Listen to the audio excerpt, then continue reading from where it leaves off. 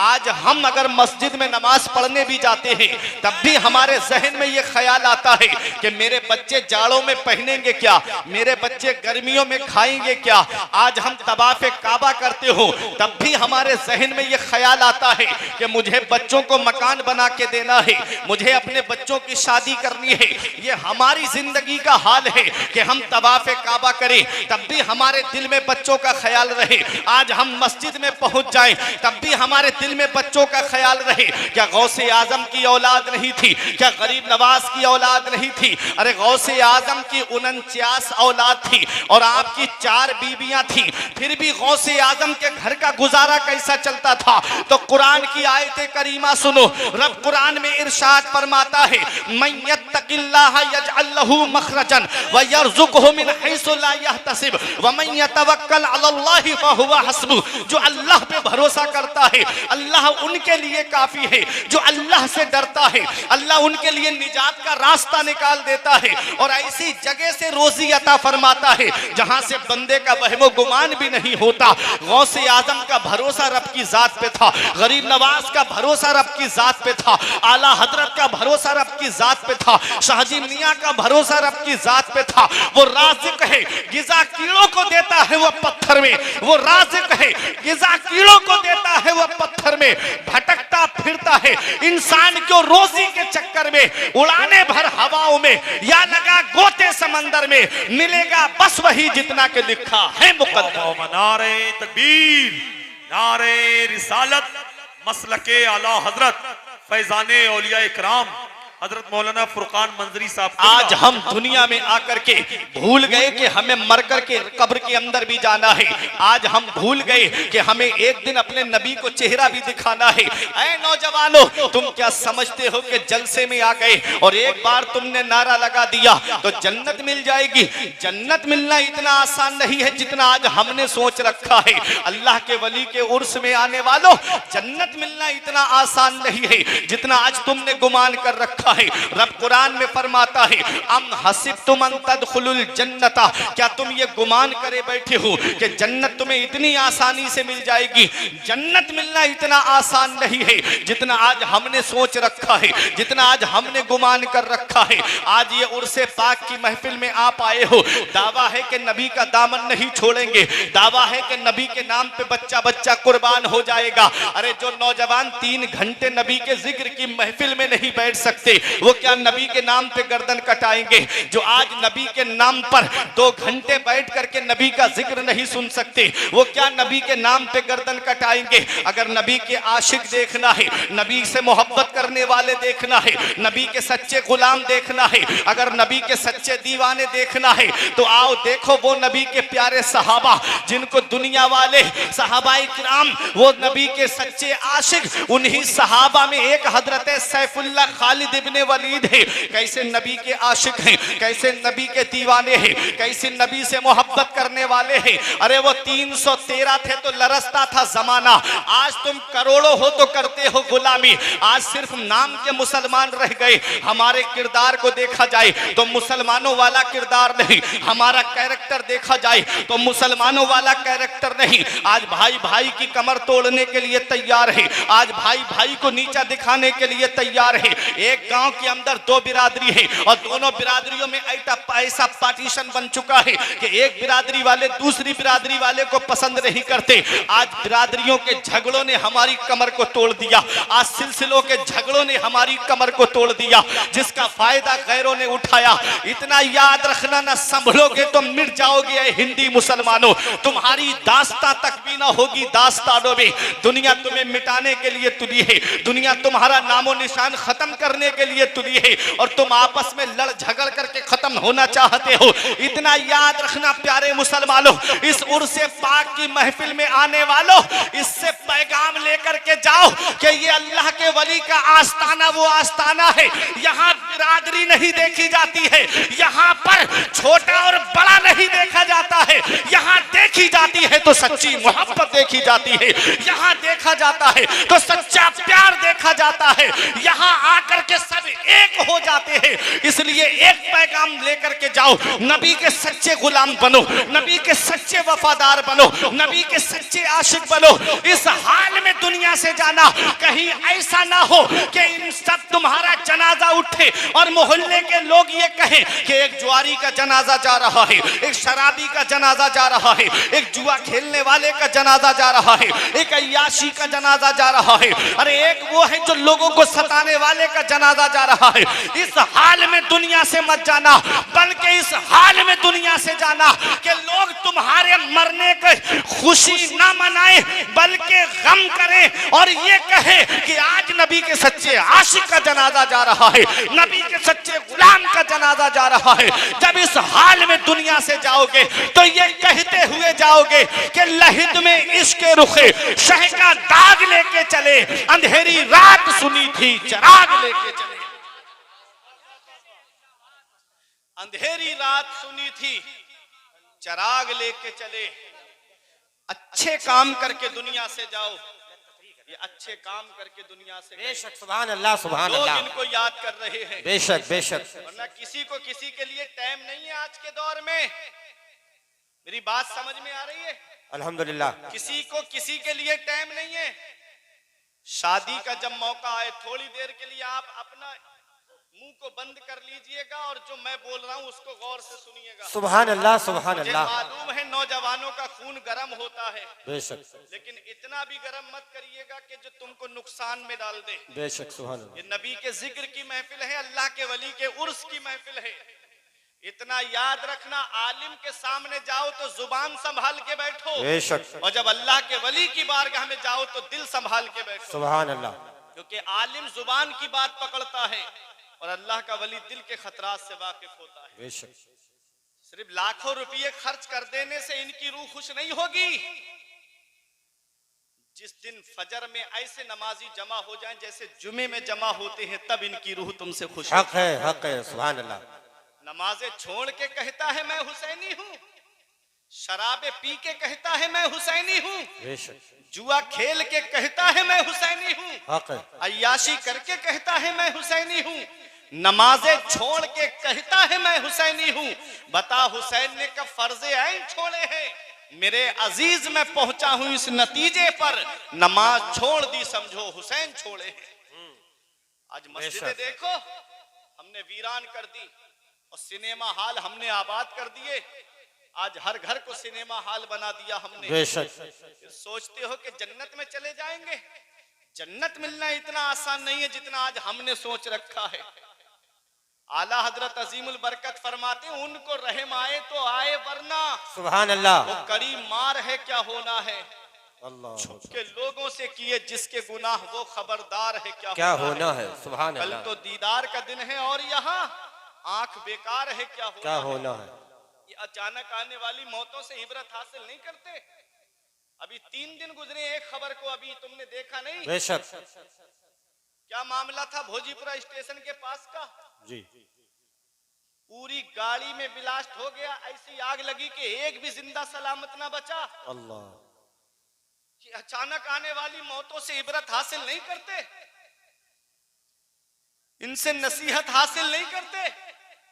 मौत का कोई भरोसा नहीं, मौत का कोई पता नहीं, कब और किस जगह और किस हाल में आ जाए। इतना याद रखना नौजवानों, अगर गाने सुन करके सो गए और आंख कब्र में जाकर के खुली तो बताओ कौन है जो तुम्हारे काम आएगा। अल्लाहु अकबर। फिल्में देख करके सो गए और आंख कब्र में जाकर के खुली तो बताओ कौन है जो तुम्हारे काम आएगा। बेशक। कभी सोचा आज चेहरे हमारे इस लायक नहीं कि नबी के सामने खड़े हो सके। अगर चेहरे पे सुन्नते रसूल नहीं और कब्र में आका ने अपना चेहरा अनवर फेर लिया, बेशक बेशक, तो फिर बताओ कौन है जो कब्र में हमारे काम आएगा। इसी को आला हजरत कहते हैं, उनको रहम आए तो आए वरना वो कड़ी मार है क्या होना है। छुप के लोगों से किए जिसके गुनाह वो खबरदार है क्या होना है। बेशक। कल तो दीदार का दिन है और यहाँ कल तो अपने नबी का दीदार करना है। कल मौला अली का दीदार करना है, कल गौसे आजम का दीदार करना है। फिल्में देख के ये आंखें इस लायक हैं कि हम अपने नबी के सामने खड़े हो सके? गाने देख करके ये आंखें इस लायक हैं कि अपने नबी से हम नजरें मिला सके? इसी को मेरा इमाम कहता है कि कल तो दीदार का दिन है और यहाँ आंख बेकार है, क्या होना है? सुभान अल्लाह। हाय बिगड़ी तो कहाँ आकर नाव, ऐन मझधार है, क्या होना है? बेशक। छुप के लोगों से किए जिसके गुनाह, वो खबरदार है, क्या होना है? बेशक। रोशनी की आदत और घर, रोशनी की हमें आदत और घर, तीर व तार है, क्या होना है? अभी यहाँ अंधेरा हो जाए, लाइट चली जाए, आप इंसानी एतबार से बतकाजा बशरियत डरने लगोगे। लेकिन कभी सोचा है कब्र के अंदर रोशनी का क्या इंतजाम है? वहां तो कोई इन्वेटर भी नहीं होगा, वहां तो कोई बल्ब भी लगा हुआ नहीं होगा। बेशक बेशक। वहां रोशनी का हमने क्या इंतजाम किया? बस दुनिया में आ गए, थोड़ी देर हंसी मजाक कर लिया, दिल लगी कर ली, इसका नाम जिंदगी है? कभी सोचा अल्लाह ने तुम्हें पैदा किस लिए किया? बेशक। अरे उस रब ने इतनी नेमतों से हमें नवाजा, उस रब की नेमतों को अगर मैं गिनाऊं तो आपकी आंखों में आंसू आ जाएंगे। रब मेरा कितना मेहरबान है, उसने हमको दोनों हाथ सलामत दिए। बेशक। सुभान अल्लाह। उस रब की नेमतें देखो, उसने दोनों पैर हमको सलामत दिए, उस रब ने दोनों आंखें हमको सलामत दी, सुभान अल्लाह। उस रब ने कान हमको सलामत दिए। ये जो हार्ट चल रहा है ना हमारा, ये हार्ट जो सलामत है, ये उस रब की नेमत है। ये जो किडनियां सलामत है ना, ये उस रब की नेमत है। ये जो फेफड़े सलामत है ना, ये उस रब की नेमत है। हार्ट कितनी बड़ी अल्लाह की नेमत, उससे पूछो जिसके बाल पड़ चुके हैं। बेशक। ये किडनियां कितनी बड़ी अल्लाह की नेमत। इंसान डायलिसिस पे जाकर के रोजाना के 15,000 रुपये देता है सिर्फ खून को फिल्टर करने के लिए। ये किडनियां ही तो हैं जो खून को फिल्टर करती हैं। कितना हमने उसका शुक्र अदा किया जो आज किडनी हमारी सलामत है। हॉस्पिटल का एक चक्कर लगा लिया करो, देख लिया करो ऑक्सीजन पे लेटे हुओं को, देख लिया करो उनको जिनके अजीज तड़पते हैं कि मेरा अजीज ठीक हो जाए। फिर भी हम उस रब का शुक्र अदा नहीं करते। उसने जिंदगी हमको सलामत दी, ये जिंदगी की डोर चल रही है, उस रब का शुक्र अदा करो। दुनिया में तुम्हें अल्लाह ने बेकार पैदा नहीं किया है। लक़द खलक़नल इंसान फी अहसन तक़वीम, अल्लाह फरमाता हमने इंसान को बेहतरीन सूरत पे पैदा फरमाया। सुभान अल्लाह। जिस्म के जो आज़ा सलामत है ना, ये अल्लाह की बहुत बड़ी नेमत। कुरान मेरा फरमाता है फबी अय्यि आलाई रब्बिकुमा तुकज़्ज़िबान, अपने रब की कौन सी नेमत को झुटलाओगे? सब कुछ तो उस रब की नेमत है। आंख कितनी बड़ी अल्लाह की नेमत, उससे पूछो जिसकी आंखें सलामत नहीं। दिल करता है अपने माँ बाप का चेहरा देख लेता, दिल करता है अपने बीवी बच्चों का चेहरा देख लेता, दिल करता है अपने अजीजों का चेहरा देख लेता। ये कान कितनी बड़ी अल्लाह की नेमत, उससे पूछो जो सुनने वाली मशीन लगा करके लोगों के करीब बैठ के कहता है क्या कह रहे हो। ये जुबान अल्लाह की कितनी बड़ी नेमत, उससे पूछो जिसके पास कुव्वते गोयाई नहीं है, बोलने की ताकत नहीं है। ये हाथ अल्लाह की कितनी बड़ी नेमत, उससे पूछो जिसके हाथ सलामत नहीं। ये पैर अल्लाह की कितनी बड़ी नेमत, उससे पूछो जिसके पैर सलामत नहीं। उसने कितनी नेमतों से हमको नवाजा और हमने कितना उसका शुक्र अदा किया। कानों में एयरफोन लगाई, ब्लूटूथ लगाई और गाने सुनते हुए गलियों में मेरी कौम के नौजवान चलते। बेटे की शादी का मौका आ जाए तो 50-50 हजार रुपए डांस पार्टियों में लुटा दिए जाते। 1-1 लाख रुपए का बैंड शादियों में।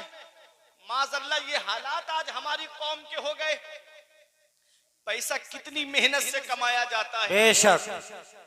पैसा कितनी मेहनत से कमाया जाता है। ये इन बुजुर्गों से पूछो जिनके हाथ की लकीरें मिट गई औलाद के लिए पैसा जमा करते करते। इन बुजुर्गों से पूछो जिनके हाथ की लकीरें मिट गई दूसरों के खेतों में फौड़ा चलाते चलाते और औलाद के लिए पैसा जमा करते करते। बेशक। आज वो औलाद क्या जाने जिसे आज मोबाइल चलाने से फुर्सत नहीं मिलती। जिन्हें यूट्यूब देखने से फुर्सत नहीं मिलती, घंटों 3-3 घंटे की फिल्म बैठ करके देख लेंगे और 3 घंटे अल्लाह के वली के उर्से पाक की महफिल में नहीं बैठ सकते।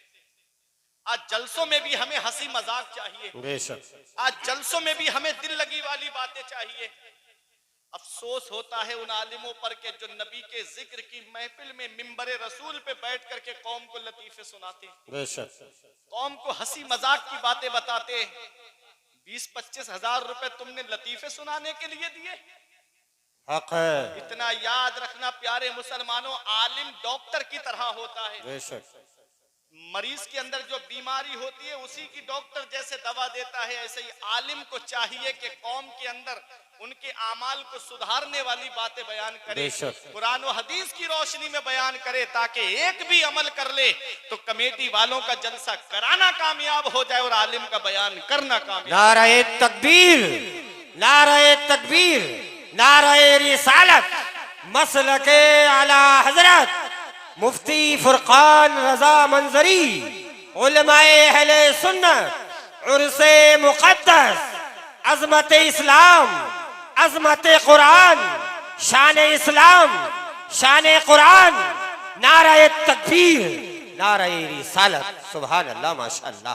अल्लाह कितना मेहरबान है अपने बंदों पर, कितना मेहरबान है मेरा रब अपने बंदों पर। कभी सोचा है आपने, एक किस्म के चावल से हमारा पेट भर जाता, उसने अलग अलग किस्म के चावल हमको अता फरमाए। बेशक अगर मंसूरी के चावल से तेरा पेट नहीं भरता तो 11-21 का खा के पेट भर ले। अगर उससे भी पेट नहीं भरता तो बासमती सरवती का चावल खा करके पेट भर ले। एक गेहूं है, उससे एक आटा है, और आटे से कितनी नेमतें तैयार होती हैं। उसी से बर्गर बनता है, उसी से पिज्जा बनता है, उसी से समोसा बनता है, उसी से रोटी बनती है, उसी से पराठा बनता है। अगर तेरा दिल एक चीज से नहीं भरता तो दूसरी चीज खा करके अपना पेट भर ले। कितनी नेमतों से उस रब ने हमको नवाजा। एक किस्म की दाल से तेरा पेट नहीं भरता, उसने अलग अलग किस्म की दालें हमको अता फरमाई। कहीं अरहर की दाल है, कहीं मसूर की दाल है, कहीं उड़द की दाल है, खा करके अपना पेट भर ले। इतना याद रखना प्यारे मुसलमानों, जब नेमतों का गलत इस्तेमाल होने लगता है तो परवरदिगार आलम वो नेमतें छीन लेता है अपने बंदे से। आज नेमतों का कितना गलत इस्तेमाल हो रहा है। शादी ब्याह के मौके पे जाओ तो घर में एक हफ्ता चिकन नहीं बनेगा। शादी ब्याह के मौके पे जाएगा तो तू चिकन के लेग पीस पे लेग पीस खाएगा, आधा खाया आधा नीचे डालेगा, आधा खाया आधा नीचे फेंकेगा। और रोटी का हाल क्या है, आधी रोटी बीच में से निकाली और बाकी रोटी टेबल के नीचे डाल दी। क्या इसका हिसाब नहीं देना पड़ेगा? क्या इसका जवाब नहीं देना पड़ेगा? मेरे आका हुजूर सल्लल्लाहु अलैहि वसल्लम एक दिन हुजरा आयशा में दाखिल हुए, रोटी का टुकड़ा जमीन पे पड़ा हुआ था। मेरे आका ने उसे उठाया, साफ किया और मेरे आका ने तनावुल फरमा लिया। मेरे आका इरशाद फरमाते हैं, आयशा रिज्क की बेहुरमती ना किया करो। अल्लाह ने जिस कौम से रिज्क छीना है उसे दोबारा रिज्क अता नहीं फरमाया है, इसलिए रिज्क की कदर किया करो, खाने की कदर किया करो। और शादी ब्याह के मौके पे जाओ तो उस वक्त अपने मुंह को लगाम दिया करो, ताकि कहीं ऐसा ना हो कि आप जो है वो इसराफ में दाखिल हो जाए, कहीं ऐसा ना हो कि आप खाने की बेहुरमती करते हुए नजर आए। ए उर्से पाक की महफिल में आने वालों, आज दुनिया जो इनको याद कर रही है, इन्होंने अल्लाह की नेमतों का शुक्र अदा किया और ऐसा शुक्र अदा किया, ये नमाजें पढ़ के दुनिया से गए, ये रोजे रख के दुनिया से गए, ये लोगों को फायदा पहुंचा के दुनिया से गए, ये लोगों को नफा पहुंचा के दुनिया से गए। इसलिए दुनिया आज इनको याद कर रही है। आज रात के 12 बज चुके हैं और आप यहाँ सर्दी के मौसम में बैठ करके इनका जिक्र सुन रहे हो, इनके उर्स की महफिल में आए हो। ये इस बात की दलील है कि ये अल्लाह और उसके रसूल को राजी करके गए हैं, और जो अल्लाह और उसके रसूल का हो जाता है फिर सारी खुदाई उसकी हो जाती है। बेशक सुभान अल्लाह, सुभान अल्लाह उनकी मोहब्बत को दिलों में डाल देता है, अल्लाह उनकी मोहब्बत को दिल से निकलने नहीं देता है। आओ जरा देखो प्यारे मुसलमानों, आज हम जिस दुनिया में अपनी जिंदगी गुजार रहे हैं, ये दुनिया हमेशा रहने की जगह नहीं है। बड़े बड़े ताकतवर आए, बड़े बड़े पैसे वाले आए, बड़े बड़े जालिम आए, बड़े बड़े बादशाह आए, वो जिनके पास दौलत का अंबार लगा रहता था, वो जिनके सामने खजाने रखे रहते थे, वो जो बिल्डिंगों और महलों में फख्र किया करते थे, आज तारीख उठा करके देखो, इन्ना बत्श रब्बिका लशदीद, तेरे रब की पकड़ बहुत सख्त है। जब अल्लाह पकड़ता है तो कोई छुड़ाने वाला नहीं मिलता। उसने जो जिंदगी की डोर को ढीला किया हुआ है, इसे गनीमत जानो और अपनी जिंदगी को अल्लाह की इबादत करके गुजार दो, अपने रब की इबादत करके गुजार दो, नबी की सुन्नतों पे अमल करके गुजार दो।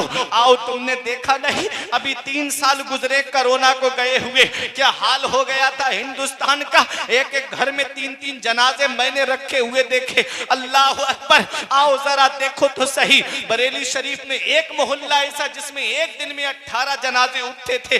कब्रिस्तान में कब्र खोदने वाला कब्रिस्तान छोड़ करके भाग गया। ये अचानक आने वाली मौतों से इबरत हासिल नहीं करते। जो पहली लहर में बच गए वो दूसरी में निकल गए।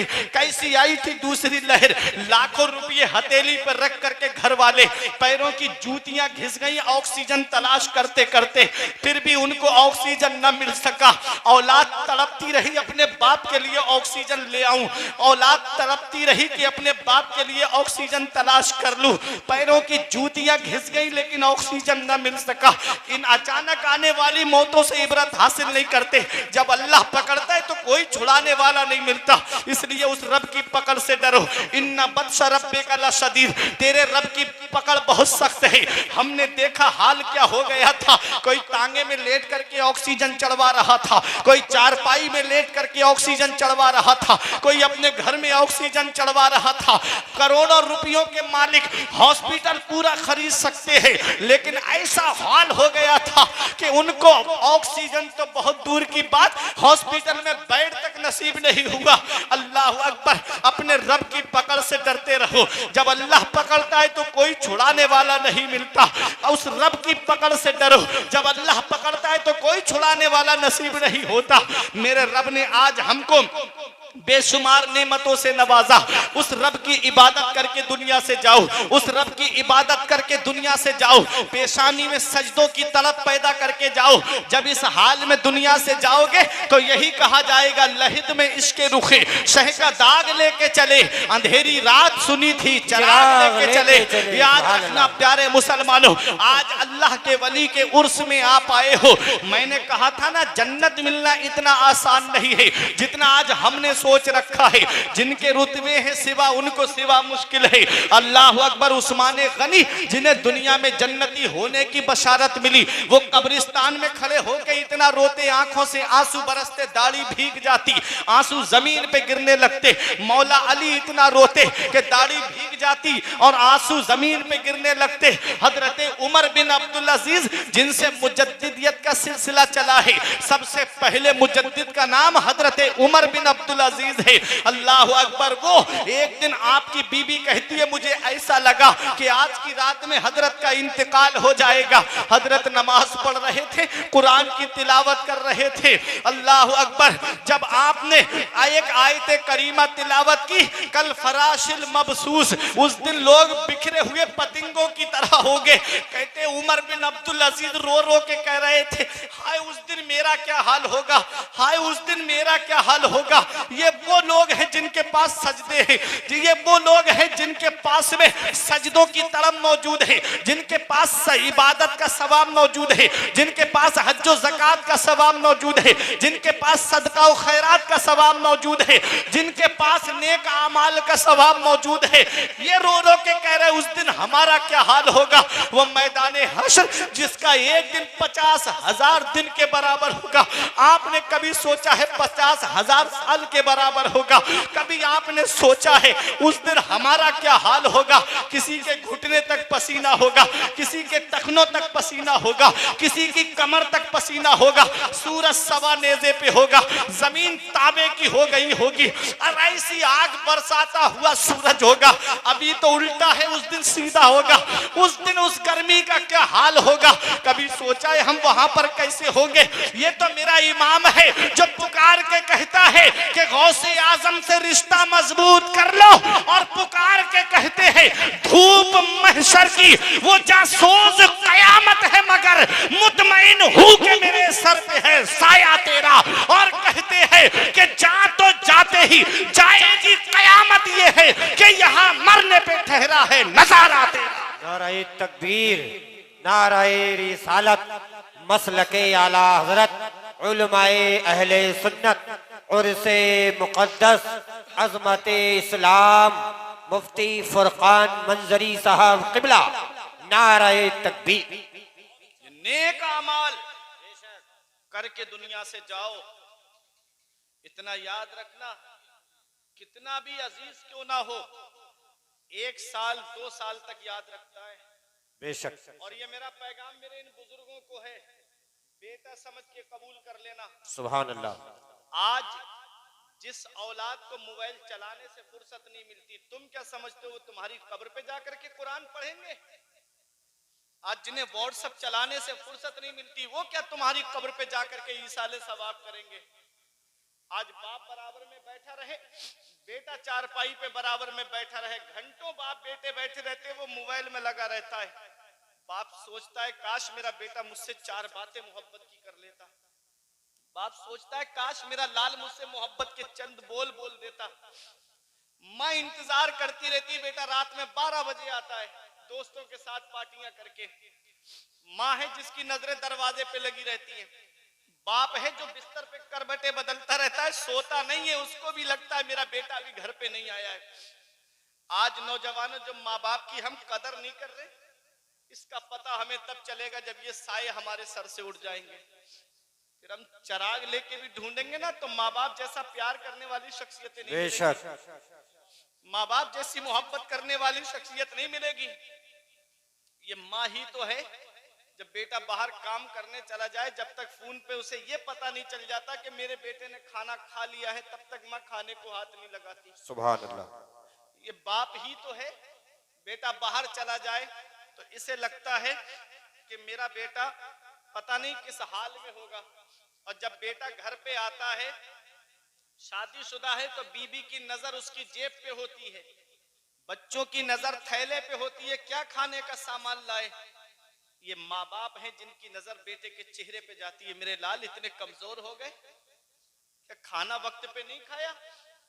इन मोहब्बतों को हमने ठुकरा दिया, आज इन मोहब्बतों को हमने फरामोश कर दिया। हम कौन सा मुंह लेके जाएंगे महबूबे दावर के सामने? हम कौन सा चेहरा लेके जाएंगे शाफे महशर के सामने? मेरे आका हुजूर सल्लल्लाहु अलैहि वसल्लम की एक हदीस पाक है। इस हदीस के रावी हजरत अब्दुल्ला इब्ने उमर हैं। अन अब्दुल्ला इब्ने उमर काला काला रसूलुल्लाह सल्लल्लाहु अलैहि वसल्लम ला यदखुलुल जन्नता आक वला मन्नान वला कम्मार वला मुदमिनो खमरिन। मेरे आका फरमाते हैं कि 4 लोग ऐसे हैं जो जन्नत में नहीं जाएंगे। यहां जन्नत में ना जाने का मतलब क्या है? दुखूले अव्वल, जैसे नेकोकार परहेजगार डायरेक्ट जन्नत में जाएंगे, ये 4 लोग ऐसे हैं, ये डायरेक्ट जन्नत में नहीं जाएंगे। पहले अपने गुनाहों की सजा जहन्नम में भुगतेंगे, फिर उसके बाद किसी की सिफारिश से जन्नत में दाखिल किए जाएंगे, अगर ईमान वाले हैं तो।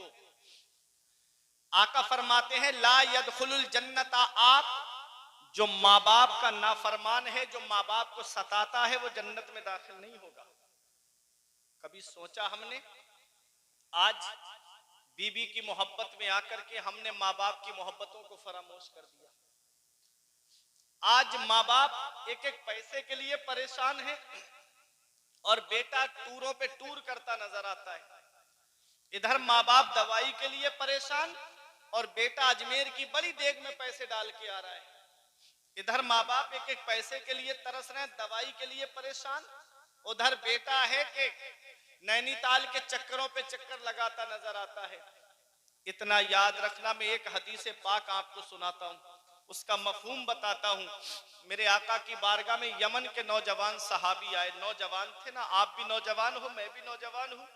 नौजवान सहाबी आए, क्या इरादा करके आए कि मैं आका की बारगाह में जा रहा हूँ, अब आका की खिदमत ही में रहूंगा, जितनी जिंदगी बची है मदीने में गुजारूंगा। सुभान अल्लाह। अगर मेरा इंतकाल भी हो गया तो मेरा मदफन मदीने शरीफ में बनेगा। कितनी प्यारी नियत है। अरे मदीने में मौत आ जाए तो उस मौत का कहना ही क्या।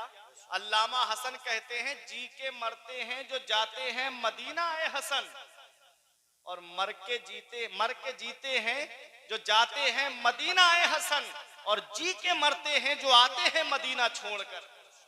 और आला हजरत फरमाते, तैबा में मर के ठंडे चले जाओ आंखें बंद, सीधी सड़क ये शहर शफात नगर की है। और ताजुश शरिया फरमाते, मदीना ऐसा गुलशन है जो हर गुलशन की जीनत है, बहारे बागे जन्नत भी मदीना की बदौलत है। मदीना छोड़कर जन्नत में कोई जा नहीं सकता, मदीने से मोहब्बत है तो जन्नत की जमानत है। उस मदीने में सहाबी आए जिसके बारे में मुफ्ती आजम ने फरमाया, पयाम लेके जो आई सबा मदीने से, मरीजे इश्क की लाई दवा मदीने से, तमाम शाहो गदा पल रहे हैं जिस दर से, मिली जहान को रोजी सदा मदीने से। और मदीना जाने जिनानो जहान है यारो, चलो हमेशा की ले लो बका मदीने से। उस मदीने में सहाबी आए, तजल्लियों की अजब है फिजा मदीने में, निगाहे शौक की है इंतहा मदीने में, गमे हयात ना खौफे कजा मदीने में, बराहे रास्त है राहे खुदा मदीने में। तो मदीने में सहाबी आए हैं। उस मदीने में आका इरशाद फरमाते हैं, जिससे हो सके मदीने में मरे तो वो मदीने ही में मरे, क्योंकि जो मदीने में मरेगा मैं उसकी शफात करूंगा। सुभान अल्लाह। अरे मोहब्बत से बोल दो सुभान अल्लाह। सुभान अल्लाह। उस मदीने में सहाबी आए जिसकी मिट्टी के बारे में आका फरमाते हैं, मदीने की मिट्टी में शिफा है। अल्लामा हसन कहते हैं, न हो आराम जिस बीमार को सारे जमाने से, उठा ले जाए थोड़ी खाक उनके आस्ताने से। उस मदीने में सहाबी आके कहते हैं, या रसूल अल्लाह, मैं यमन से आया हूं और अब वापस नहीं जाना चाहता। तो मेरे आका ने इरशाद फरमाया, हल लका अबावाया, क्या तुम्हारे माँ बाप जिंदा हैं, क्या तुम्हारे माँ बाप हयात हैं। सहाबी ने अर्ज किया, हाँ या रसूल अल्लाह, मेरे माँ बाप तो जिंदा है। नबी इरशाद फरमाते हैं, क्या उनको तुम ये बता के आए हो कि अब उनका बेटा मदीने शरीफ जा रहा है, वापस नहीं आएगा। अर्ज किया, हाँ या रसूल अल्लाह, मैं माँ बाप को ये बता के आया हूँ कि अब मैं वापस नहीं आऊंगा। नबी इरशाद फरमाते हैं, जब तुमने अपने माँ बाप से इजाजत ली तो ये भी बताया कि अब उनका बेटा वापस नहीं आएगा। अर्ज किया, हाँ या रसूल अल्लाह, मैंने ये भी बताया है कि अब उनका बेटा वापस नहीं आएगा। नबी इरशाद फरमाते हैं, जब तुमने अपने माँ बाप से ये कहा कि अब उनका बेटा वापस नहीं आएगा तो उनका हाल कैसा था, वो हंस रहे थे कि रो रहे थे। सहाबी की आंखों में आंसू आ गए। अर्ज करते हैं, या रसूल अल्लाह, जब मैंने अपने माँ बाप से ये कहा कि अब उनका बेटा वापस नहीं आएगा तो बेटे की मोहब्बत में गले लग के फूट फूट करके रो रहे थे। आका फूट फूट करके रो रहे थे। नबी को जलाल आ गया। आका तशरीफ फरमाते उठ के खड़े हो गए। इरशाद फरमाते हैं, इरजी इलैहिमा फअदहिकहुमा कमा अबकैतहुमा, ए मेरे सहाबी वापस चले जाओ, जहां से आए हो वहीं लौट के चले जाओ, और जैसे माँ बाप को रुला के आए हो वैसे उन्हें हंसा दो, वो यमन में खुश हो जाएंगे, तेरा नबी तुझसे मदीने में राजी हो जाएगा। सुभान अल्लाह। नाराए तकबीर, नाराए रिसालत, नाराए गौसियत, मसलके आला हजरत, उलमाए अहले सुन्नत, उर्से मुकद्दस मुफ्ती फुरकान मंजरी साहब किबला। नाराए तकबीर, नाराए। इधर माँ बाप एक एक पैसे के लिए परेशान, माँ आंसू बहा रही है, बाप आंसू बहा रहा है, और बेटा टूरों पे टूर करता हुआ नजर आ रहा है। इतना याद रखना प्यारे मुसलमानों, इतना याद रखना मेरी कौम के नौजवानों, अगर घर में माँ बाप राजी हैं तो तुमसे अल्लाह भी राजी है, उसका रसूल भी राजी है। और माँ बाप नाराज है तो ना अल्लाह राजी है, ना उसका रसूल राजी है, ना साहिबे मजार तुमसे राजी है। घर में रूठे हुए माँ बाप को मना लो, वो हाथ उठा के दुआ कर देंगे, अल्लाह तबारक व तआला तुम्हारी तकदीर को बदल देगा, अल्लाह तुम्हारी किस्मतों को बदल देगा।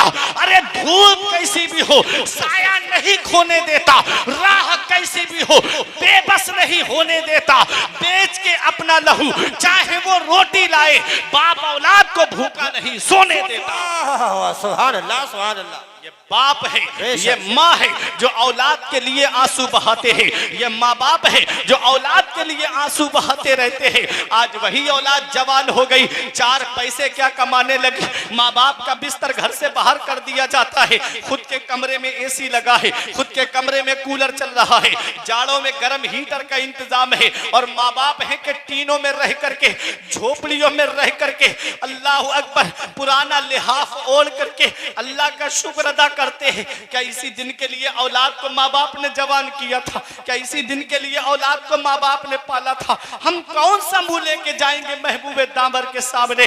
मौलाना रूम फरमाते हैं, एक शख्स की बीबी ने यह शिकायत की कि तुम्हारा बाप पूरी रात खांसता रहता है, इसकी खांसी की वजह से मेरे बच्चे सो नहीं पाते, ना मैं सो पाती हूँ ना बच्चे सो पाते हैं। वो बीबी की मोहब्बत में गिरविदा, उसने माँ बाप से कहा, अपने वालिद से कहा कि अब्बा ऐसा करो, मैं तुम्हारा बिस्तर वहां कर देता हूं जहां जानवर बनते हैं, जानवरों के बंधने की जगह पे अपने अब्बा का बिस्तर करने के लिए उनको पीठ पे लिटा बिठा करके लेकर के चला।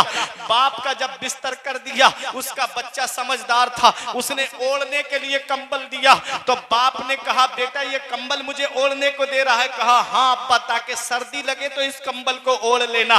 देखो मौलाना रूम जो नतीजा निकालते हैं वो सोने के कलम से लिखने के काबिल होता है। उसका बेटा समझदार था, उसने दादा के हाथ से कंबल लिया और उसको दो हिस्सों में फाड़ लिया और आधा हिस्सा दादा को दिया, आधा लेकर के चलने लगा। बाप ने कहा बेटा इतने अच्छे लिहाफ रखे थे, तूने ये कंबल क्यों खराब कर दिया? बेटे तू मुझे बताता तो सही, मैं तुझे नया कंबल दे देता। तो उस बच्चे ने कहा था अब्बा इसमें राज की बात है, वक्त आने पे बताऊंगा। बाप ने कहा बेटा आज ही बतानी होगी। तो वो बच्चा कहता है अब्बा आज आपके वालिद बूढ़े हो गए, इनके जिस्म की हड्डियों ने जवाब दे दिया, आज इनकी खांसी की वजह से आपने इनको जानवरों के बंधने की जगह पे ला करके लिटा दिया। ऐसे ही कल जब तुम बूढ़े हो जाओगे, जब मेरे बीवी बच्चे परेशान होंगे आपकी वजह से, तो यही ला करके जब मैं तुम्हें लिटाऊंगा तो यही आधा कंबल मैं तुम्हें ओढ़ने के लिए दूंगा। पहली मोहब्बत है माँ बाप की दुनिया में जो बदला मांगती है। अगर हम अपने माँ बाप के साथ भलाई करेंगे तो हमारी औलाद हमारे साथ भलाई करेगी। अगर हमने अपने माँ बाप के साथ भलाई नहीं की तो बुढ़ापे में ये उम्मीद लगा के मत बैठना कि तुम्हारी औलाद तुम्हारा सहारा बन जाएगी। आज माँ बाप को छोड़ करके हम कोई जा करके कहता है मौलाना साहब आप बरेली शरीफ से आए, हमारे कारोबार के लिए दुआ कर दो। शायर इस्लाम उस्मान रजा हारूनी आए और आकर कहा हजरत दुआ कर दो हमारे कारोबार के लिए। हम दुआ कराते फिर रहे हैं लेकिन दुआ लेते नहीं है। मेरे आका ने इरशाद फरमाया माँ बाप की दुआ औलाद के हक में ऐसे कबूल होती है जैसे नबियों की दुआ उम्मत के हक में कबूल होती है। आज हम दुआ कराते फिर रहे हैं, हम दुआ लेते नहीं है। घर में रूठे हुए माँ बाप को बना लो, वो हाथ उठा के दुआ कर देंगे तो तुम्हारी दुकान में भी बरकत होगी, तुम्हारे मकान में भी बरकत होगी, तुम्हारे कारोबार में भी बरकत होगी। माँ बाप की दुआ औलाद के हक में ऐसे कबूल होती है जैसे बनी इसराइल के नबियों की दुआ कबूल होती है। जैसे नबियों की दुआ रद्द नहीं होती, ऐसे ही माँ बाप की दुआ भी रद्द नहीं होती है। माँ बाप के पास में जाओ और उनसे अपने लिए दुआ कराओ। माँ की दुआ से मुसीबतें टल जाती है, माँ की दुआ से परेशानियां टल जाती है। आओ मैं आपको एक हदीस पाक का मफहूम बताऊं। बनी इसराइल का किस्सा कभी कभी मेरे आका सहाबा को सुना दिया करते थे और सुनो जब तक मेरे आका ने बयान नहीं फरमाया तब तक वो किस्सा था, और जब मेरे आका ने अपनी जुबान मुबारक से फरमा दिया तो वो हदीस बन जाती है। रसूलुल्लाह सल्लल्लाहु अलैहि वसल्लम के कौलो फेलो तकरीर को हदीस कहते हैं। मेरे आका ने बनी इसराइल का एक किस्सा बयान फरमाया कि 3 लोग सफर कर रहे थे, अचानक से आंधी तूफान आया तो ये लोग पहाड़ के एक गार के अंदर चले गए। जैसे ही गार के अंदर गए तो गार के मुंह पर ऊपर से एक चट्टान आई और आकर के गार के मुंह को बंद कर दिया। अब कोई आवाज भी बाहर नहीं जा सकती, ये तीनों गार के अंदर बंद है। अल्लाह अकबर, ये गार के अंदर क्या बंद है? ऐसा समझो कि बड़ी से बड़ी परेशानी भी इनके सामने हेच है। ना तो कोई आवाज बाहर जा सकती, ना कोई ये पत्थर अपनी ताकत से हटा सकते हैं। अब तीनों अंदर बैठ करके हैरान और परेशान थे, अब हम बाहर कैसे निकले, अब हम बाहर कैसे जाएं, अब तो हमारी आवाज भी बाहर नहीं जा सकती। आज तो मोबाइल का जमाना है, आज तो सोशल मीडिया का जमाना है, आज तो इंटरनेट का जमाना है। आज अगर किसी की गाड़ी में पेट्रोल खत्म हो जाए, एक फोन लगाएगा, दूसरे घर के लोग पेट्रोल लेकर के उसकी मदद के लिए पहुंच जाते हैं। कहीं जंगल में कार पंचर हो गई, किस फोन लगाया, उसके अजीज उसकी मदद के लिए पहुंच गए। वो मोबाइल का जमाना नहीं था, वो इंटरनेट का जमाना नहीं था, वो सैटेलाइट का जमाना नहीं था। और तब उनकी आवाज कैसे बाहर जाए, उनकी आवाज बाहर जा भी नहीं सकती। तीनों अंदर बैठ करके हैरान और परेशान है, आपस में मशवरा करते हैं। जहां सारे दरवाजे बंद हो जाते हैं, वहां अल्लाह की रहमत का दरवाजा खुला होता है। जहां जिसकी कोई सुनने वाला नहीं होता, उनकी परवरदिगार सुनता है, उनका पैदा करने वाला मौला सुनता है। अब अपने रब की बारगाह में दुआ करो, दुआ के जरिए ये पत्थर हमारे सामने से हट सकता है। एक दुआ है जो इस मुसीबत को हमारे ऊपर से टाल सकती है। मेरे आका इरशाद फरमाते हैं, दुआ युरद्दुल क़ज़ा, दुआ से तकदीर बदल जाती है। दुआएं लिया करो माँ बाप की, पास में बैठा करो माँ बाप के। हर चीज तुम्हें इंटरनेट पे नहीं मिलेगी, हर चीज तुम्हें गूगल पे नहीं मिलेगी, हर चीज तुम्हें व्हाट्सएप, फेसबुक, इंस्टाग्राम पे नहीं मिलेगी। कुछ जिंदगी जीने के सलीके माँ बाप के पास बैठने से मिलते हैं, कुछ जिंदगी जीने के तरीके माँ बाप के करीब बैठने से मिलते हैं। ये मोबाइल तो हर वक्त तुम्हारे पास रहेगा, लेकिन जिस दिन इनकी चारपाई घर से उठ गई, उस दिन तुम तलाश करते फिरोगे, फिर भी माँ बाप का चेहरा तुमको नजर नहीं आएगा। माँ बाप जिंदा है तो इसकी कदर जान लो, माँ बाप जिंदा है तो इसको गनीमत जान लो और अल्लाह का शुक्र अदा करो। हमने देखा है अपनी छोटी सी जिंदगी में, जब तक हमारे वालिद जिंदा थे, रोजाना शाम को एक फोन आता था, बेटा आज कहाँ पहुंचे, बेटा कब घर पे वापस आ रहे हो। आज एक हफ्ता गुजर जाता, कोई खैरियत पूछने वाला तक नहीं होता कि कब घर पे आ रहे हो। क्या समझते हो, माँ बाप अल्लाह की बहुत बड़ी नेमत है। इसका पता हमें तब चलता है जब ये साए हमारे सर से उड़ जाते हैं। माँ है जो अपनी औलाद को याद करती रहती है, बाप है जो अपनी औलाद को याद करता रहता है। इस मतलबी दौर में मेरे नौजवानों, आज जिस किसी के पास में आप बैठोगे तो वो मतलब से आपके पास में बैठेगा। रिश्तेदारों के मशवरे में आपको मतलब मिलेगा, खानदान वालों के मशवरे में आपको मतलब मिलेगा, दोस्तों के मशवरे में आपको मतलब मिलेगा। अगर इस मतलबी दौर में अगर कोई बिना मतलब के मोहब्बत करने वाली जात है तो वो एक माँ बाप की जात है जो अपनी औलाद से किसी लालच से मोहब्बत नहीं करते, बल्कि अपनी औलाद से सच्चे दिल से मोहब्बत करते हैं। आज वही माँ बाप बुढ़ापे में परेशान, आज वही माँ बाप एक एक पैसे के लिए तरसते हैं। बेटा बाहर से काम करके आए, खाने पीने का सामान माँ बाप से ऐसे छुपा के कमरे में लेके जाता है ताकि मेरी माँ की नजर न पड़ जाए, मेरे वालिद की नजर न पड़ जाए। अरे तू किन से छुपा के ले जा रहा है? अगर तू सारी चीजें माँ बाप के हाथ में भी रख देगा ना, तब भी वो खुद नहीं खाएंगे, तेरी ही औलाद को खिला देंगे, तेरे ही घर वालों को खिला देंगे। ये माँ बाप है, इनके दिल में एक अलग मोहब्बत होती है औलाद से, एक अलग प्यार होता है औलाद से। याद रखना, हमारे बुजुर्गों ने कहा, बाप आंगन में लगे हुए पेड़ की तरह है। जब शिद्दत की गर्मी पड़ती है, जब शिद्दत की धूप पड़ती है, जब गरम गरम लू के थपेड़े होठों को खुश्क कर देते हैं, ऐसे वक्त में सबसे बेहतर और मुनासिब साया जो है वो दरख्त का, पेड़ का साया माना जाता है। आदमी कितनी भी गर्मी में से आए, पेड़ के नीचे खड़ा हो जाए, उसे आराम मिल जाता है, उसे सुकून मिल जाता है। हमारे बुजुर्गों ने कहा, बाप आंगन में लगे हुए पेड़ की तरह है। पेड़ के पत्ते दोपहर में तोड़ के देखना, पत्ते ऊपर से गर्म होते हैं, लेकिन नीचे बैठने वाले को साया देते, छांव पहुंचाते, आराम पहुंचाते हैं। बाप आंगन में लगे हुए पेड़ की तरह है जो खुद तो धूप में जलता रहता है, लेकिन अपनी औलाद को साया देता है, अपनी औलाद को छांव पहुंचाता है। ऐसे माँ बाप के साये की ना कदरी ना कर, ऐसे माँ बाप के साये की ना कदरी ना कर। धूप काटेगी बहुत जब ये शजर गिर जाएगा। जिस दिन ये पेड़ आंगन से उखड़ गया ना, उस दिन धूप भी परेशान करेगी, गरम गरम लू के थपेड़े भी परेशान करेंगे, उस दिन बारिश भी तुमको परेशान करेगी। इसलिए माँ बाप की जिंदगी को गनीमत जान लो। कभी कभी बचपन में चले जाया करो। आज हमारी औलाद जवान, आज हमारी औलाद को कोई तकलीफ हो जाए, हम परेशान हो जाते, रात की नींदें उड़ जाती है। इटंगा के डॉक्टर से फायदा नहीं होता, कोई बिलासपुर लेके जाता है, कोई रुद्रपुर लेके जाता है, कोई किच्छा लेके जाता है, कोई बहेड़ी लेके जाता है, कोई बरेली लेके जाता है। क्या कहते हो डॉक्टर साहब? चप्पलें घिस गई मेरे पैर की, तब कहीं जाकर के मेरे घर में ये फूल खिला है। कोई आलिम नहीं छोड़ा जिससे औलाद के लिए दुआ ना कराई, कोई पीर नहीं छोड़ा जिससे औलाद के लिए दुआ ना कराई। ये औलाद मेरे बुढ़ापे का सहारा है, ये मेरा बेटा मेरे बुढ़ापे का सहारा है। इसे कुछ नहीं होना चाहिए। जमीन बिके तो बिक जाए, मकान बिके तो बिक जाए, प्रॉपर्टी बिके तो बिक जाए, सरमाया बिके तो बिक जाए, लेकिन मेरी औलाद को कुछ नहीं होना चाहिए। आज हमारी औलाद बीमार पड़ गई, हम परेशान हो गए, रात की नींदें उड़ गई हमारी। पूरी रात के हम जगे हुए क्यों ना सही, अगर पता चल जाए बच्चे को बुखार है तो पूरी रात नींद नहीं आती, उसके सराहने बैठ के हम गुजार देते।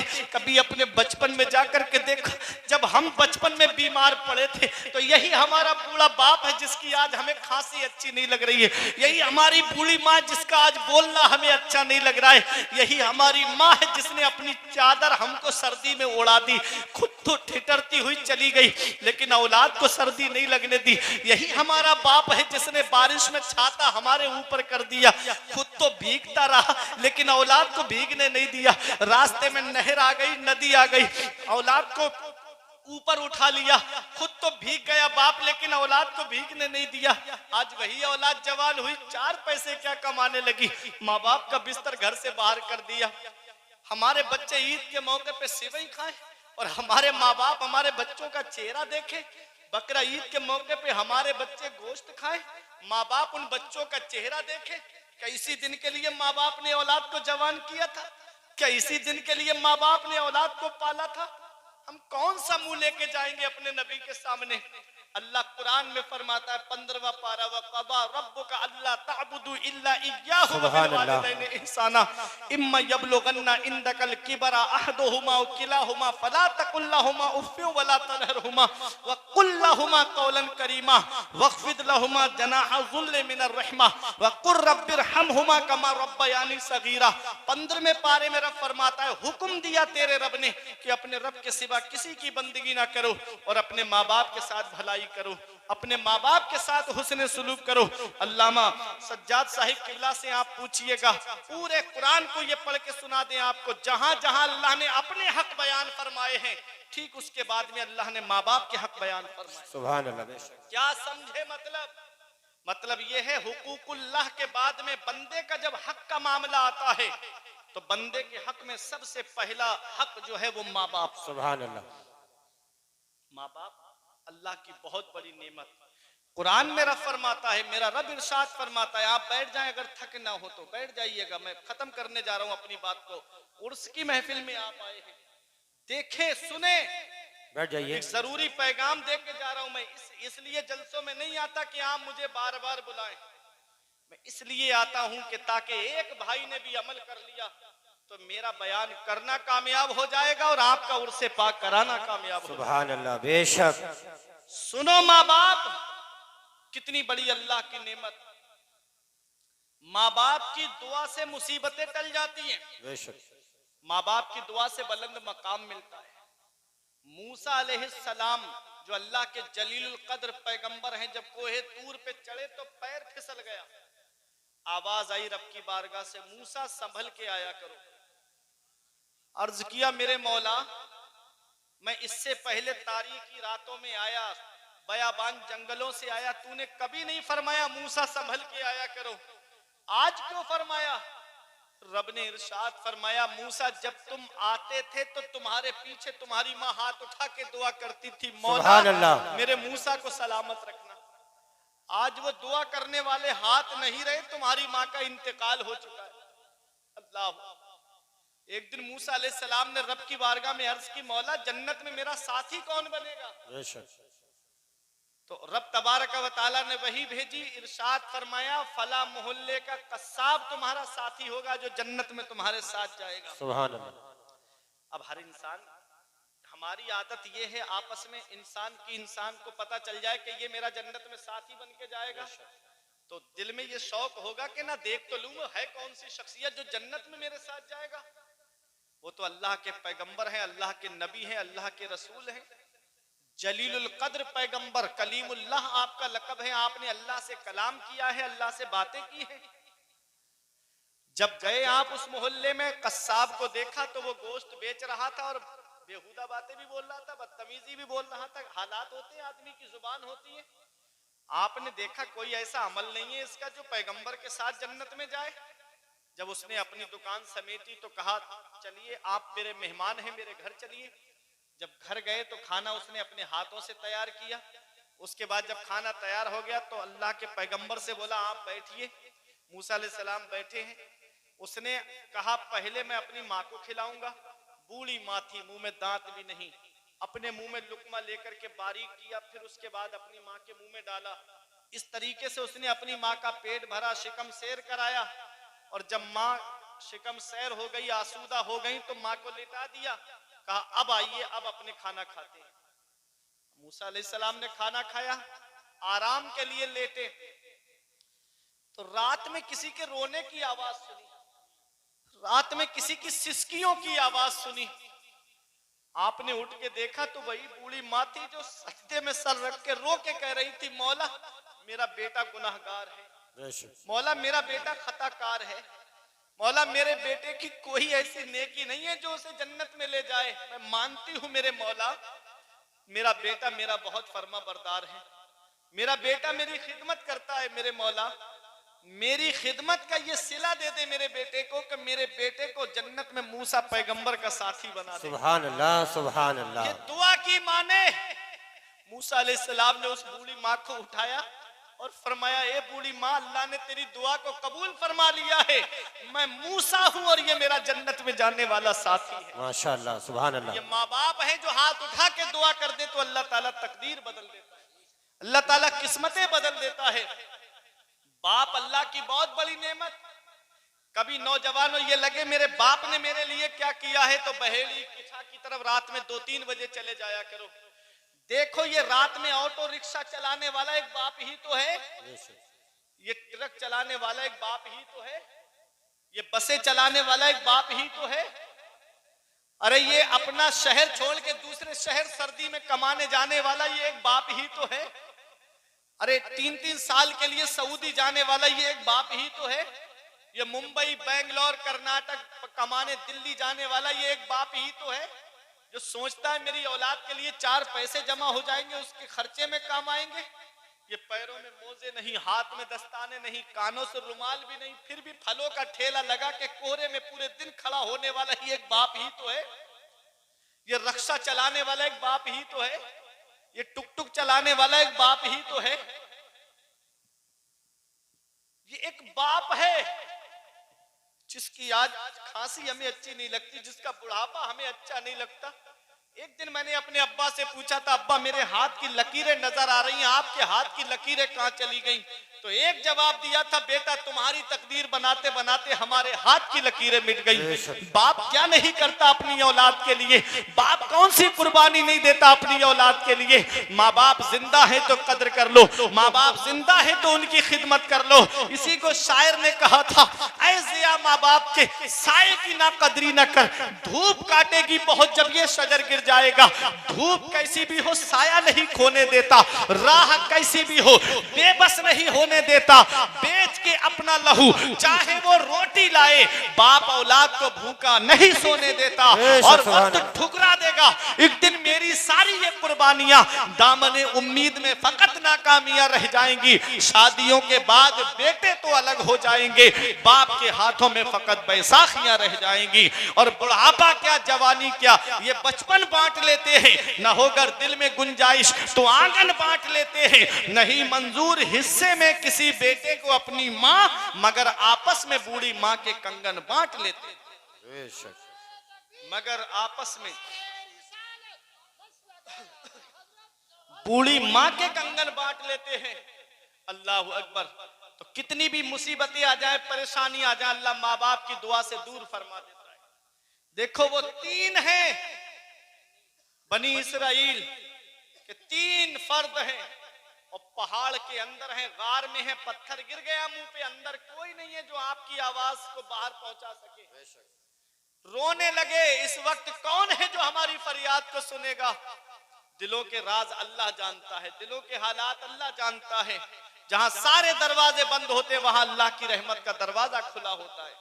आपने कहा हमने जिंदगी में जो नेक अमल किए हैं, जो सबसे अच्छा काम किया है, उसके वसीले से दुआ मांगो, अल्लाह ताला मुसीबत को दूर कर देगा।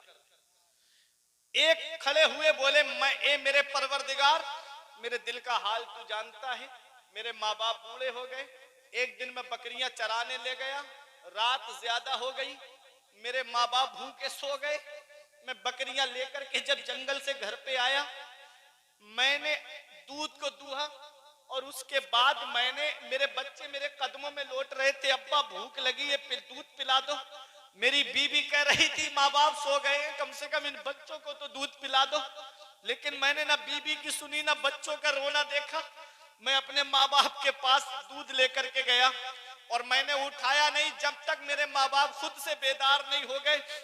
पूरी रात मेरे बच्चे मेरे कदमों में लौटते रहे, लेकिन मैंने अपने माँ बाप को बिना खिलाए जो अपनी औलाद को नहीं खिलाया।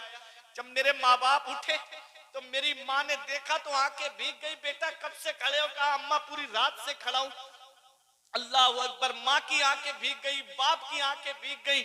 पहले दूध अपने माँ बाप को पिलाया, फिर अपने बच्चों को पिलाया, फिर अपनी बीवी को पिलाया।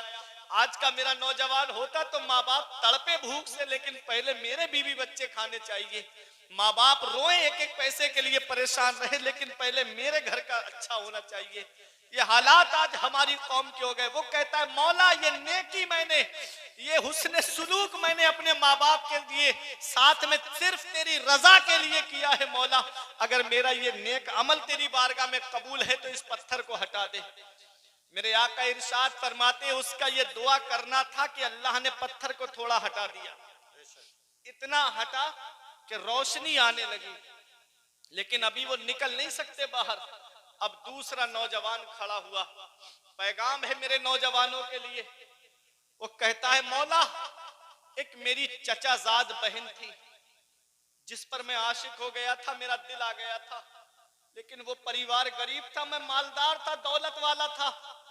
एक दिन गुर्बत ने जब ज्यादा परेशान किया, उसके बहन भाई भूख से तड़पने लगे, बिलकने लगे, तो मेरी बहन मेरे पास मदद मांगने के लिए आई। तो मैंने उससे ये शर्त रखी कि मैं तुझे पैसे तो दे दूंगा, खाने पीने का सामान भी दे दूंगा, लेकिन तुझको मेरी ख्वाहिश पूरी करानी पड़ेगी। तो मेरी बहन ने मुझसे कहा था अल्लाह से डर, खुदा का खौफ खा, जो मोहर अल्लाह ने मुकर्रर फरमाई है उसको तोड़ने की कोशिश मत कर। उसने कहा तो मैं पैसे नहीं दूंगा। कहा वो रोती हुई मेरे घर से चली गई।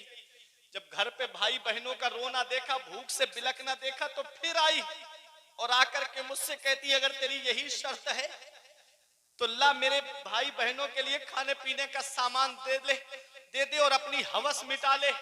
वो कहता है कि मैंने उसको सामान दिया, रुपये दिए, पैसे दिए, दिरहमो दीनार दिए। वो कहता है कि मेरे मौला जब मैं गलत इरादे से नीचे बैठा तो उस मेरी बहन ने कहा खुदा का खौफ खा, अल्लाह से डर। अल्लाह ने जिस मोहर को मुकर्रर फरमाया खुदा के लिए उसे मत तोड़। तो कहता है मेरे दिल में ऐसा खुदा का खौफ पैदा हुआ कि मैं उठ गया और मेरे परवरदिगार में जिना जैसे बड़े गुनाह से बच गया। मौला सिर्फ तेरे अजाब के खौफ से, ए अल्लाह अगर ये मैंने काम तेरी रजा के लिए किया है तो मौला इस पत्थर को हटा दे। मेरे आका इरशाद फरमाते हैं कि पत्थर और हट गया। आज हमारे नौजवानों का हाल क्या है? आज हमारी नजरों से आज कैसे कैसे गुनाह होते जा रहे हैं। कभी सोचा है? इमाम शाफई फरमाते जिना कर्ज है, अगर तू लेगा तो इसका भुगतान तेरे घर वालों से किया जाएगा। इसीलिए मेरे आका ने फरमाया था लड़का लड़की जैसे ही बालिग हो उनके निकाह कर दो। आज हमारे यहाँ जो शादियां लेट हो रही है ना, इसकी सबसे बड़ी वजह यह है। मेरे आका ने फरमाया था निकाह आसान करो, जिना दुश्वार हो जाए। आज जिना आसान हो गया, निकाह दुश्वार हो गया। किसी के घर में बेटी पैदा हो जाए तो चेहरे का जुग्राफिया बदल जाता है। कहां से अब मंगनी के लिए सामान इकट्ठा करूं, कहां से इसके जहेज का सामान इकट्ठा करूं, कहां कभी चौथी की रस्म के नाम पे, कभी दिखनौर के नाम पे। कैसा हाल आज हमारे मुआशरे का बन गया। हम भूल गए कि मरने के बाद हमें कब्र में भी जाना है। कोई गरीब आदमी जहेज मांगे उस्मान भाई समझ में आता है उसके घर में है नहीं इसलिए मांग रहा है, लेकिन अमीरों को क्या पड़ी थी, जितनी ज्यादा दौलत उतनी ही ज्यादा लंबी लंबी डिमांडें, जितनी ज्यादा दौलत उतनी ही ज्यादा मुंह फैला हुआ। वो बाप जिसने 16-17 साल अपनी बेटी को सीने से लगा के रखा, आज अगर कुर्बानी के लिए बकरा ले आए तो 5 महीने 6 महीने बकरा घर पे रह जाए, जब कुर्बानी का वक्त आता है पूरा घर बाहर निकल जाता है। हमने पूछा बाहर क्यों जा रहे हो, कहते हैं कि इसकी कुर्बानी नहीं देख पाएंगे, ये हमसे बहुत ज्यादा मोहब्बत करने लगा था। अरे एक जानवर को 5-6 महीने में इतनी मोहब्बत हो जाती है कि इंसान उसकी कुर्बानी नहीं देख पाता। कभी सोचा है बाप 16-17 साल अपनी बेटी को अपने सीने से लगा के रखता है। ये जहेज लेने वाले नहीं जानते ना, ये जहेज के लोग भी नहीं जानते कि एक बाप ने कितनी परेशानियां उठा करके अपनी बेटी को पाला है। खुद की बेटी के लिए ये सोचते हैं कि जाकर के ससुराल में खूब आराम करे, दूसरे की बेटी घर पे आ जाए तो उसे सताना शुरू कर दिया जाता है। कभी जहेज के नाम पे टॉर्चर किया जाता है। आए दिन अखबारों में खबर आती है किचन में सिलेंडर फटने से बहू की मौत हो गई। कभी सास नहीं मरी, कभी सुना आपने किसी सास का भी कभी इंतकाल हुआ, बहू ही क्यों मरती है? इतना याद रखना, ये हंसने की बात नहीं है, रोने की बात है। आज जो हमारी कितनी कई लाख मुस्लिम बेटियां मुर्तद्दा हो गई, दूसरे लोगों के रीति रिवाज के मुताबिक शादियां कर ली, हमारे कान पे जूं तक नहीं रिंगी। रोजाना इंटरनेट पे देख रहे हैं फला इलाके की मुस्लिम बेटी ने इस्लाम धर्म छोड़ दिया। अभी तुमने नहीं देखा आयशा नाम की लड़की का जो वीडियो वायरल हुआ था, उसने कहा था मुझे मर्दों की सूरत से नफरत होने लगी है, रोजाना मुझे टॉर्चर किया जाता है जहेज के नाम पर। ये जहेज की लानत ने कितने घर तबाह कर दिए, इस जहेज की लानत ने कितने घर बर्बाद कर दिए। कभी देखा है मदीने वाले मुस्तफा सल्लल्लाहु अलैहि वसल्लम ने अपनी बेटी फातिमा का निकाह कैसी सादगी के साथ फरमाया? बेशक सुभान अल्लाह। आका चाहते तो जन्नत से सामान आता हजरत फातिमा के लिए। मेरे आका ने ऐसी सादगी के साथ शादी फरमाई हजरत फातिमा की। शादी करो तो ऐसी करो सादगी के साथ जैसे अली का अक्द हुआ फातिमा के साथ। सुभान अल्लाह। शादियां बेटा मिल गया, अल्लाह ने नेमत दे दी, उसकी शादी का मौका आया तो लंबी लंबी डिमांडें, लंबी लंबी डिमांडों के दरवाजे खोल दिए। बहनें कहती है मेरा एक भाई है, इतनी आसानी से इसकी शादी नहीं करेंगे, सारी बहनों को जेवर चाहिए। अल्लाह अकबर, ये हालात आज हमारे यहाँ की शादियों के हो गए। किसी गरीब की बेटी को अपनाओ, उस गरीब का हाथ अपने हाथ में लेके कहो अल्लाह का दिया हुआ सब कुछ है मेरे पास, गाड़ी भी है, एसी भी है, फ्रिज भी है, मकान भी है, सब कुछ है अल्लाह का दिया हुआ, बस एक बेटी की कमी है जो तेरे घर पे लेने आया हूं। जब इस हाल में उसके माँ बाप को खुश कर दोगे तो आने वाली लड़की तुमको सास ससुर का दर्जा नहीं बल्कि अपने माँ बाप का दर्जा देती हुई नजर आएगी। लेकिन जब जहेज के नाम पर उसके माँ बाप को खून के आंसू रुलाया जाता है, यही वजह है कि 1 महीना नहीं गुजरता बहू अपना चूल्हा अलग कर लेती है। अब ये बैठ करके कहते हैं किसी मौलाना से तावीज करा के ले आई, पता नहीं किस पीर से तावीज करा के ले आई, मेरे बेटे को भी अपने कब्जे में कर लिया। अरे तुमने उसकी शादी कैसे की? काश उसकी शादी सुन्नते रसूल के मुताबिक करते, काश उसकी शादी सुन्नते रसूल के मुताबिक करते तो अल्लाह और उसका रसूल तुमसे राजी हो जाता। अल्लाह उस शादी में इतनी बरकतें अता फरमाता कि तुम भी सुकून से रहते, वो दोनों मियां बीवी भी सुकून से रहते। लेकिन हालात ऐसे हो गए, 500-500 की बारातें लेकर के जाना, जहेज की लंबी लंबी डिमांडें करना, खून के आंसू रुलाया जाता है बेटी वालों को। याद रखना उस बेटी को भी अल्लाह ने पैदा किया है, तुमको भी अल्लाह ने पैदा किया है। मेरे आका तो काफिरों का रोना नहीं देखते हैं। तो जरा सोचो जब मुस्लिम बेटियां बिस्तर पे रोती होंगी, जब मुस्लिम बेटियां बिस्तरों पे कराहती होंगी, मेरे नबी को कितनी तकलीफ पहुंचती होगी। तुमने कभी सोचा है जंगे बदर में जब 70 काफिर गिरफ्तार करके लाए गए, मस्जिद नबवी के सहन में लिटा दिए गए, उनके बंद कस के बंधे हुए थे, मेरे आका थोड़ी देर आराम के लिए लेटे, उनके रोने की आवाज सुनी, उनके कराहने की आवाज सुनी, उनकी सिसकियों की आवाज सुनी। मेरे नबी के सगे चचा हजरते अब्बास भी उसमें शामिल थे। मेरे नबी ने जब रोने की आवाज सुनी, बेचैन हो गए। मेरे नबी हुजरे से बाहर तशरीफ लाए, इरशाद फरमाया, मेरे सहाबा इनके बंद खोल दो, इनके करहाने से मुझे तकलीफ पहुंच रही है, इनके रोने से मुझे तकलीफ पहुंच रही है। वो मेरा नबी जो काफिरों का रोना ना देखे, वो मेरा नबी जो काफिरों का कराहना ना देखे। बताओ, जब मुस्लिम बेटियां जो बिस्तरों पे कराहती होंगी, रोती होंगी, तो मेरे नबी को कितनी तकलीफ पहुंचती होगी, मेरे नबी को कितना रंज पहुंचता होगा।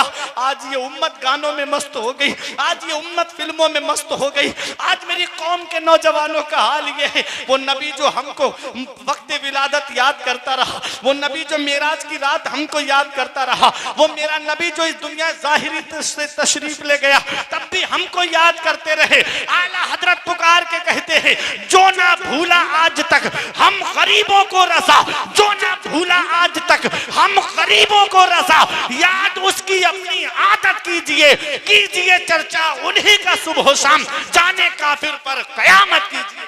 नारे तकबीर, नारे रिसालत, नारे गौसियत, मसलके आला हजरत, उलमाए अहले सुन्नत, अजमत इस्लाम, सुन्नते मुस्तफ़ा, सुन्नते मुस्तफ़ा, नारे तकबीर, नारे रिसालत। तो गार के अंदर 3 नौजवान फंसे।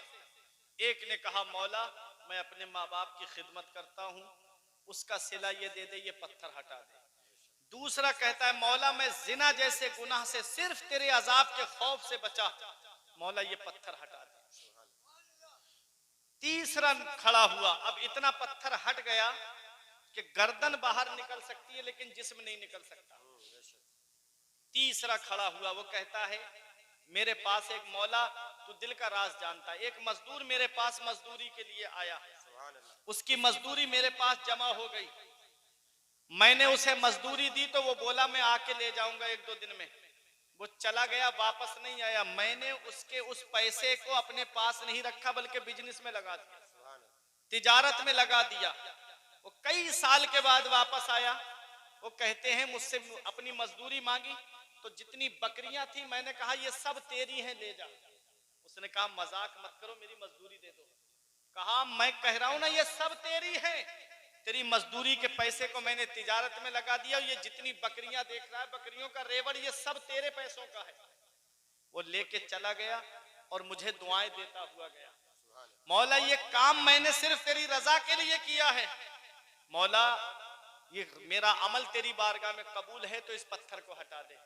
पत्थर हट गया, तीनों बाहर निकल आए। सुभान अल्लाह, मोहब्बत से बोलो सुभान अल्लाह। सुभान अल्लाह। ये दुआ है, दुआ। माँ बाप की दुआ से मुसीबतें दूर होती हैं, बुजुर्गों की दुआओं से मुसीबतें दूर होती हैं।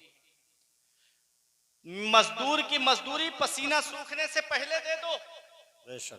शेख सादी कहते हैं, मजदूर खुश दिल कुनद कारे बेश, जिस मजदूर का दिल खुश होता है वो काम ज्यादा करता है। और बाज तो ऐसे होते हैं, कई दिन तक की मजदूरी जमा कर लेते हैं, वो घर पे खर्चे के लिए परेशान है, वो मजदूरी देने में भी इतनी ज्यादा सुस्ती और काहिली करते हैं। तो बताना मकसद ये था कि माँ बाप जिंदा हैं तो अल्लाह की खिदमत करो, माँ बाप हयात हैं तो उनकी कदर करो, और माँ बाप का इंतकाल हो गया है तो नबी फरमाते हैं जुमे के दिन माँ बाप की कब्र की जियारत कर लो तो ऐसा है जैसे उनकी हयात में उनकी जियारत की, सुभान अल्लाह, जैसे उनकी जिंदगी में उनकी जियारत की। और जब कब्रिस्तान जाया करो तो कुरान की तिलावत किया करो। नबी फरमाते मन दखलल मकाबिरा फक़रा सूरत यासीन खफ़फ़ल्लाहु अन्हुम, जो कब्रिस्तान जाए और एक मर्तबा सूरह यासीन शरीफ पढ़ दे तो अल्लाह तबारक व तआला कब्रिस्तान के मुर्दों के अज़ाब में कमी कर देता है और पढ़ने वाले को तादाद के बराबर सवाब अता। सुभान अल्लाह। तो ये एक पैगाम था। मैंने आयत पढ़ी थी, व अम्मा मा यनफ़उन नास फयमकुसु फिल अर्द, जो लोगों को नफा पहुंचाता है, जो लोगों को फायदा पहुंचाता है, वो जमीन में ठहरा रहता है, वो जमीन में बाकी रहता है। अल्लाह के वली ने नफा पहुंचाया, आज लोग उनको याद कर रहे हैं। आला हजरत ने नफा पहुंचाया, लोग उनको याद कर रहे हैं। शाहजी मियां ने नफा पहुंचाया, लोग उनको याद कर रहे हैं। गरीब नवाज ने नफा पहुंचाया, लोग उनको याद कर रहे हैं। गौसे आजम ने नफा पहुंचाया, लोग उनको याद कर रहे हैं। तो जो लोगों को नफा पहुंचाता है, फायदा पहुंचाता है, लोग उसे याद करते हैं। अरे दुनियावी मिसाल है, अगर प्रधान जी कमरा बनवा दें किसी गरीब का तो मुंह नहीं थकता है उस गरीब का उसकी तारीफ करते हुए कि भाई मेरी छत चुचियाती थी, पानी टपकता था, प्रधान जी की वजह से आज मेरे घर में छत पड़ गई। तो सोचो ये दुनिया में अगर कोई किसी की मदद कर दे तो लोग उसे याद करते रहते हैं।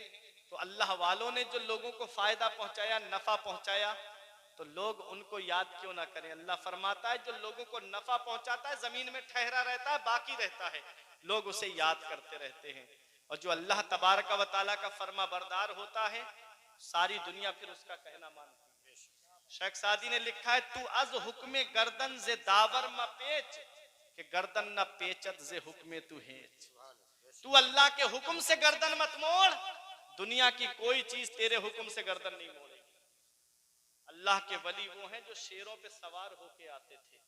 शेर तो देखने के बाद इंसान को खा जाता है, फाड़ चीड़ देता है, लेकिन ये अल्लाह वाले हैं कि शेर पे सवार होकर के आते थे, लकड़ियां का गट्ठर उनके ऊपर रख करके लाते थे और घर तक शेर उनको पहुंचा करके जाता था। हजरत भी शेरों वाले भी हैं। फरमाते हैं कि तू अल्लाह के हुक्म से गर्दन मत मोड़, कोई तेरे हुक्म से गर्दन नहीं मोड़ेगा।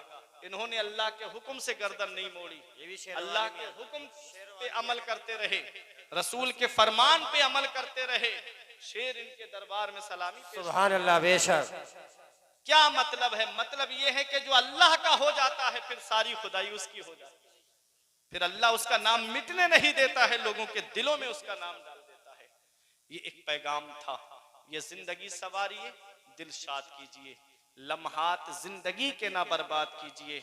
जब मकसद हयात इबादत खुदा की है, पढ़िए नमाज, मस्जिद आबाद कीजिए। सभी के सामने एक दिन जरूर आता है, ये हुस्न फानी है लेकिन गुरूर आता है। किसी क्रीम से पाउडर से कुछ नहीं होता, नमाज पढ़ने से चेहरे पे नूर आता है।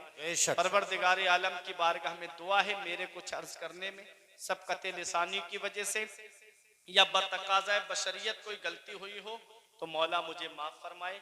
अस्तगफिरुल्लाह रब्बी मिन कुल्ले ज़ंबि व अतूबु इलैह।